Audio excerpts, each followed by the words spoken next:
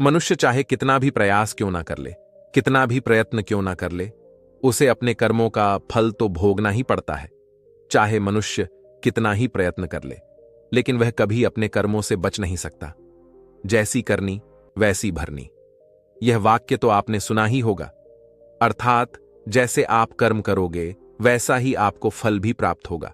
लेकिन मेरा एक प्रश्न है, क्या आप इस बात पर यकीन करते हैं कि जैसा आप कर्म करें वैसा ही आपको फल भी मिलेगा? अब आप में से अधिकतर लोगों के मन में यह प्रश्न जरूर उठ रहा होगा, क्योंकि इसमें पूछने वाली बात क्या है? यह तो सत्य ही है कि जैसे हम कर्म करेंगे वैसा ही हमें फल भी मिलेगा। लेकिन एक बार के लिए आंखें बंद करके अपने आप से यह प्रश्न कीजिए। देखिएगा कि आपको इस प्रश्न का उत्तर स्पष्टता से नहीं मिल पाएगा। कहीं ना कहीं आपके मन में एक संशय जरूर होगा कि क्या यह बात सच है या झूठ। दोस्तों, आज इस कहानी से हम समझेंगे कर्मों का खेल, आखिर अच्छे कर्मों का फल अच्छा और बुरे कर्मों का फल बुरा कैसे होता है। अपना इंस्पायर्ड को सुनने वाले मेरे सभी दोस्तों को सलाम। दोस्तों, बहुत समय पहले की बात है। एक शिष्य अपने गुरु से सवाल करते हुए कहता है, हे गुरुवर, वह कौन है जो हमारे जीवन में शांति लाता है? अपने शिष्य के इस प्रश्न का जवाब देते हुए वह गुरुवर कहते हैं, भंते, तुमने देखा होगा, जब हम में से कोई भी विरोध करता है, क्रोध करता है, तो वह बेतहाशा बोलता है। वह चुप होने का नाम नहीं लेता और ऐसी अवस्था में हम हजारों शब्द बोल जाते हैं। हमें यह तक नहीं पता होता कि हम क्या बोल रहे हैं। हम तो केवल बस बोलते ही चले जाते हैं और ऐसी अवस्था में हमारे जीवन में अशांति उत्पन्न होती है। और जब जीवन में अशांति उत्पन्न होती है तब हमारा जीवन दुखों से भर जाता है। लेकिन क्रोध के हजारों शब्दों के विपरीत मौन एक ऐसा शब्द है जो हमारे जीवन में शांति उत्पन्न कर सकता है, और वह उन क्रोध से भरे हुए उन हजारों शब्दों से अच्छा है, क्योंकि वह हमारे जीवन में शांति लाता है। इस पर वह शिष्य उन गुरुवर से फिर एक बार प्रश्न करते हुए कहता है, किंतु हे गुरुवर, वह शब्द कौन सा है? इसका जवाब देते हुए वह गुरुवर अपने शिष्य से कहते हैं, भंते, वह शब्द कोई भी हो सकता है। दया, करुणा, प्रेम इत्यादि, इनमें से कुछ भी जो हमारे जीवन में शांति लाते हैं। उन गुरु के मुख से अपने प्रश्न का उत्तर जानकर वह शिष्य पूरी तरह से संतुष्ट हो चुका था। उसने उन गुरु को प्रणाम किया और वापस अपने कामों में लग गया। अगले दिन वह गुरु और शिष्य एक नगर की ओर जा रहे थे। जाते वक्त उस शिष्य के मन में एक सवाल उत्पन्न हुआ और वह शिष्य उन गुरुवर से कहता है, हे गुरुवर, किसी भी मार्ग पर चलने के लिए क्या आवश्यक है? इसके जवाब में वह गुरुवर उस शिष्य से कहते हैं, भंते, किसी भी मार्ग पर चलने के लिए हमारा खुद पर विश्वास होना अति आवश्यक है, क्योंकि जिस मार्ग पर हमारा खुद पर विश्वास नहीं है हम उस मार्ग पर नहीं चल सकते।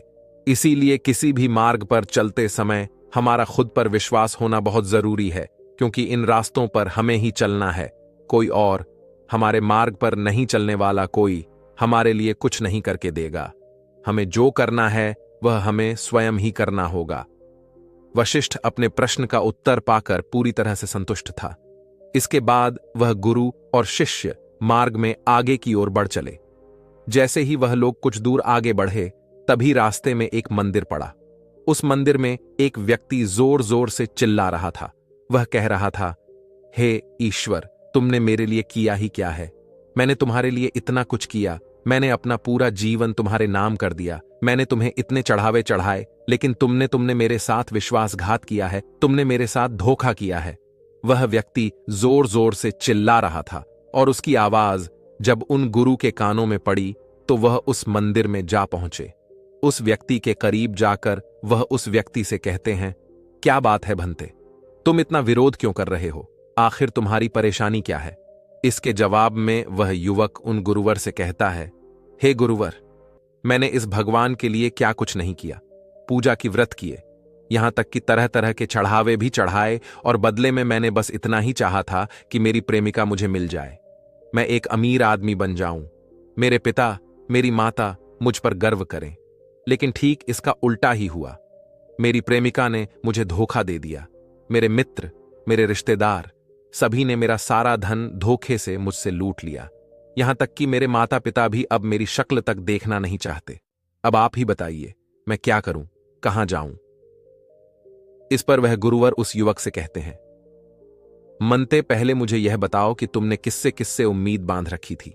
इस पर वह व्यक्ति जवाब देते हुए कहता है, हे गुरुवर, मैं अपनी प्रेमिका से, अपने मित्रों से, अपने रिश्तेदारों से, अपने माता पिता से, सभी से उम्मीद लगा रखी थी कि वे लोग मेरा साथ देंगे, हर समय पर वे लोग मेरे साथ खड़े होंगे, किंतु कोई भी आज मेरे इस बुरे वक्त में मेरे साथ नहीं है। इसके जवाब में गुरुवर उस व्यक्ति से कहते हैं, भंते, तुम भी बड़े अजीब हो, इतनी सारी उम्मीदें बांध रखी हैं और वह भी इंसानों से, और दोष भगवान को दे रहे हो। इसमें गलती तो तुम्हारी ही है, क्योंकि उम्मीदें केवल स्वयं से बांधनी चाहिए, किसी और से नहीं। इतना कहकर वह गुरुवर और वह शिष्य अपने मार्ग में आगे की ओर बढ़ चले। वे लोग आगे जा ही रहे थे कि आगे चलते चलते अचानक एक युवक उन गुरु के चरणों में आ गिरा और हाथ जोड़कर उन गुरुवर से कहता है, हे गुरुवर, मैं आपको पहचानता हूं, मैं आप ही के पास आ रहा था। इस पर वह गुरुवर उस व्यक्ति से कहते हैं, परंतु भंते, मैं तुम्हें नहीं जानता, तुम कौन हो और मुझसे मिलने क्यों आ रहे थे? इस पर वह युवक उन गुरुवर से कहता है, हे गुरुवर, मैंने आपके बारे में बहुत कुछ सुना है और मैं आपका शिष्य बनना चाहता हूं। मैं आपसे ज्ञान पाना चाहता हूं, मैं आपसे सीखना चाहता हूं, कृपया करके मुझे अपना शिष्य बना लीजिए। इस पर वह गुरु उस युवक से कहते हैं, ठीक है, परंतु पहले मुझे यह बताओ, आखिर तुम क्या जानते हो, तुम्हें क्या क्या आता है? इसके जवाब में वह युवक उन गुरुवर से कहता है, हे गुरुवर, आपसे पहले मैं 4 गुरुओं का शिष्य रह चुका हूं, उनका सारा ज्ञान मैंने समेट लिया है, उनसे जो कुछ सीख सकता था मैंने सीख लिया है। अब तो शायद यह भी हो सकता है कि मैं आपसे ज्यादा ज्ञानी भी हूं, हो सकता है कि मुझे आपसे ज्यादा ही पता हो। उस युवक की आवाज सुनकर वह गुरु जोर जोर से हंसने लगे। इस पर वह युवक उन गुरुवर से कहता है, हे गुरुवर, इसमें हंसने वाली बात क्या है? इस पर वह गुरुवर उस युवा को जवाब देते हुए कहते हैं, भंते, ये तो पाप हो गया, तुम्हारे भीतर का अहंकार साफ और स्पष्ट रूप से झलक रहा है, अब भला तुम मुझसे क्या सीख पाओगे? इस पर वह युवक उन गुरुवर से कहता है, हे गुरुवर, मैंने क्या गलत किया? यदि मैं आपसे ज्यादा जानता हूं तो यह पाप कैसे हो सकता है? इस पर वह गुरु एक बार फिर से जोर से हंसे और उस युवक के इस प्रश्न का जवाब देते हुए कहते हैं, भंते, सीखने की क्षमता विनम्रता से पैदा होती है, अर्थात जब आपके भीतर यह भावना होती है कि हमें नहीं पता, तब आप सीखने के लिए तैयार होते हैं, किंतु जब तुम्हें सब कुछ पता है तो तुम भला क्या सीख सकते हो? इस पर वह युवक उन गुरुवर से कहता है, हे गुरुवर, आप क्या कहना चाहते हैं? क्या मैं आपसे सीख नहीं सकता? इसके जवाब में वह गुरुवर उस युवक से कहते हैं, बेटा, तुम अवश्य सीख सकते हो, किंतु जैसे एक पानी से भरा हुआ घड़ा, यदि उसमें और पानी डाला जाए तो वह सारा पानी नीचे जमीन पर ही गिरेगा, किंतु यदि वह घड़ा खाली है तो उसमें पानी भरा जा सकता है। ठीक उसी प्रकार तुम अपने सीखने की क्षमता भूल चुके हो, इसलिए सबसे पहले जाओ और सीखने की क्षमता प्राप्त करो। इतना कहकर वह गुरु और शिष्य वापस अपने मार्ग में आगे की ओर बढ़ चले। वे दोनों अपने मार्ग में आगे बढ़ रहे थे कि तभी उन्होंने देखा कि कुछ विद्वान आपस में बहस कर रहे थे। वह आपस में डर रहे थे, वे दोनों जोर जोर से चिल्ला रहे थे और कोई भी हार मानने के लिए तैयार ही नहीं था, और उन दोनों की बहस का केवल एक छोटा सा मुद्दा था, और वह था ध्यान, प्रेम और ज्ञान। वे दोनों आपस में बहस कर रहे थे, लेकिन कोई भी एक दूसरे की बात सुनना ही नहीं चाहता था। तभी वह गुरु वहां पर पहुंचे और उसमें से एक विद्वान उन गुरुवर से कहता है, हे गुरुवर, आप ही बता, यह ध्यान, प्रेम और ज्ञान क्या है? हम में से कौन सच बोल रहा है? यह आप ही बता सकते हैं। इसके जवाब में वह गुरुवर उन दोनों विद्वानों से कहते हैं, भंते, मैं यह तो नहीं जानता कि आप में से कौन सच कह रहा है, यह तो आप ही जानते होंगे, क्योंकि हम खुद से कभी झूठ नहीं बोल पाते, इसलिए मुझसे पूछने का कोई मतलब भी नहीं रह जाता। लेकिन मेरी बात ध्यान से सुनो।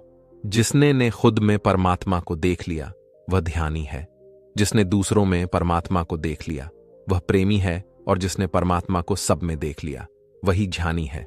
उन गुरु की यह बात सुनकर वहां पर उपस्थित सभी विद्वान पूरी तरह से शांत हो चुके थे। गुरु की इन बातों का किसी के पास कोई जवाब नहीं था। इतना कहकर वह गुरु और शिष्य वापस अपने मार्ग में आगे की ओर पर चले। कृपया भाग 2 के लिए चैनल को सब्सक्राइब करें।